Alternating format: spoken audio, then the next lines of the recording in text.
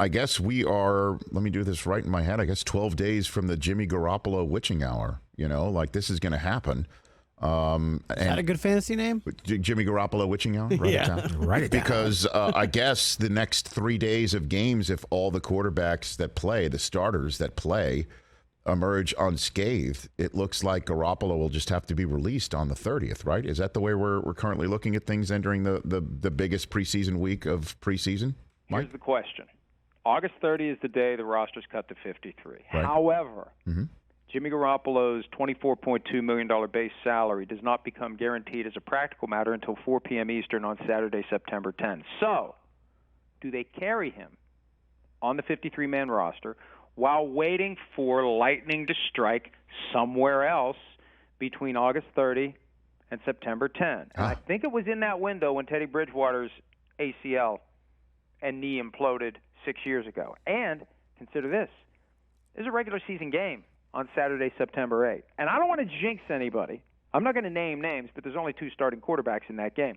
If something happens to one of those 2 guys, you got Friday, September 9 to work out a trade. And for Jimmy Garoppolo, who has every reason to wait for lightning to strike as well, because he gets closer to $25 million than the league minimum if someone develops an urgent need for his services, I don't know why they wouldn't wait until September 10. And then the question becomes, would they be desperate enough to get draft pick compensation for Garoppolo that they would actually carry him beyond September 10 and owe him $24.2 million guaranteed for the year, no matter how long they keep him, and just hold on to him through the trade deadline and hope that they could maybe unload him and get something before then? I can't imagine they would do that, but we'll see. We'll see. I mean, it's clear what they're doing. The question is, how committed are they to it? It's like the drive to the fake house out in the Hamptons with Snoopy and Prickly Pete as Costanza's 2 horses, and the solarium, and the second solarium. How committed are they to pushing this thing to the limit? Mike Florio here on the Rich Eisen Show. I'll just open your notebook. What else is of interest to you before I let you go into your preseason weekend? I mean, what is sticking in your craw, something that we should know about, something that's on the radar screen, make us smarter, anything like that? Well, I mean, Watson and Brady have kind of sucked all the oxygen out of the room, but right. We got a bunch of preseason games, and you circle the spots where quarterback is either new. And the other thing, too, is this new preseason approach. Yep. I don't know who's going to play. Like we used to understand, cameo appearance week 1, a little bit longer week 2, half of the game week 3, and then all the starters are gone for week 4. Now we never know. It's a news item for every team. Is your starter going to play? Is he not going to play? I'm fascinated by the Chiefs. I'm fascinated by the post-Tyreek Hill Kansas City offense. The starters are playing a half tomorrow in the game that's going to be on NFL Network against the Commanders, and it's a good game to have on because you can see Patrick Mahomes and company for a half. When you remove the guy who commands extra attention everywhere he goes, how does your offense operate when you're not devoting added resources to trying to neutralize Tyreek Hill? And is Patrick Mahomes getting to the point in his career where when he walks up to the line, he knows just by looking at the defense which guy's going to be open? You already start through your progression before you even have the ball. You can tell based on this look, my first read's not going to be there. Better think about my second. Better think about my third. At some point, he's going to get to that point where he's got a supercomputer in his brain from everything he's seen, and his physical skills will still be good enough that you have the best of both worlds. That accelerates when you don't have a guy like Tyreek Hill, and it's going to be a good test to see where they are because, yeah, they're going to spread the ball around, but you know what? You're not going to have that one guy that's making it easier for guys to pop open because that extra safety isn't going to be lurking to maybe pick the pass off.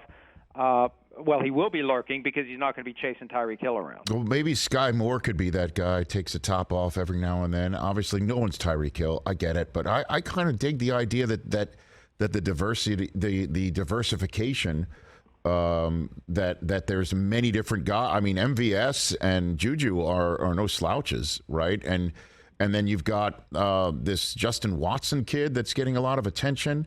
I don't know. I'm thinking the Chiefs are going to wind up being all right And MVS has the speed as well. And then there's the possibility of the old addition by subtraction, that Tyreek Hill was being enough of a pain in the butt behind the scenes, as evidenced by his own comments from his It Needed to Be Said podcast about how he was complaining about his lack of touches. I think a lot of receivers were looking at what Cooper Kupp was doing last year, and they were thinking, why don't I get the ball more? I could get those headlines too. I could be on track to break Calvin Johnson's records. And Tyreek Hill got the ball a lot and wanted it more than he was getting it. At a certain point, it skews your offense. If your quarterback is looking too long and too hard at one guy instead of going through his reads, you really do keep the quarterback from being as good as he can be. So maybe the offense will be better. If, as weird as that is to even think about saying, maybe the overall offense will be better without Tyreek Hill in it. That's a good one to ask you out the door, Mike Florio. We just mentioned Cooper Kupp, the Rams, the defending Super Bowl champs, opening up on September 8th. And what's your level of concern, or how much we should be paying attention to Matthew Stafford's throwing arm? What do you think? Well, it's weird. Right when it reached a fever pitch a couple of weeks ago, and they were bringing in baseball experts to try to figure it out, and there was a real sense they didn't know what was going on. He didn't throw it all in the offseason, had an anti-inflammatory injection, and he still was having issues. And all of a sudden, he's fine. So whatever they did, it seems to have worked.